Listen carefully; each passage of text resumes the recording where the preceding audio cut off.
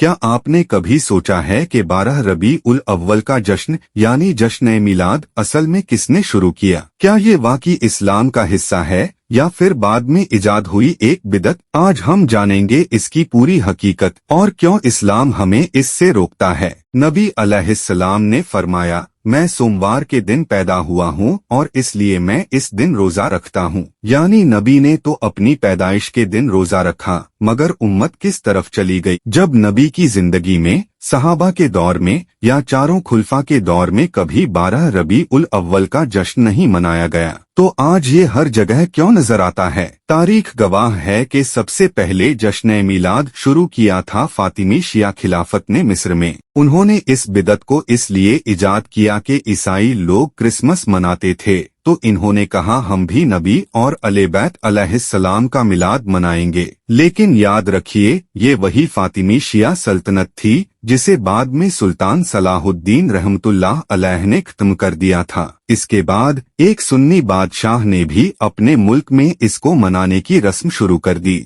यहीं से ये धीरे धीरे आम होता गया और लोगों ने समझना शुरू कर दिया कि ये इस्लाम का हिस्सा है, जबकि असल में ये बात की इजाद थी। इस्लाम ने हमें बिदअत से रोका है क्योंकि दीन मुकम्मल है। अल्लाह ने कुरान में फरमाया, आज मैंने तुम्हारे लिए तुम्हारा दीन मुकम्मल कर दिया। नबी ने फरमाया, जिसने जिस कौम की मुशाबहत इख्तियार की वो उन्हीं में से उठाया जाएगा। और एक और हदीस में नबी ने फरमाया, हौज़े कौसर के करीब जब कुछ लोगों को मेरी उम्मत में से पानी पिलाने से हटा दिया जाएगा तो मैं कहूँगा ये तो मेरी उम्मत हैं। लेकिन फरिश्ते कहेंगे, आपके बाद इन्होंने दीन में वो चीजें शामिल की जो दीन में नहीं थीं। तो दोस्तों, असल मोहब्बत नबी से ये है कि हम उनके सुन्नत पर अमल करें, ना कि नए रस्म रिवाज इजाद करें। नबी की याद सिर्फ एक दिन के जश्न से नहीं, बल्कि उनके पैगाम और उनके तरीके को जिंदगी में अमल करने से ताज़ा होती है। तो अब आपको मालूम हुआ कि 12 रबी उल अव्वल का जश्न असल में इस्लाम का हिस्सा नहीं, बल्कि फातिमी शिया की इजाद की हुई बिदअत है। सवाल ये है,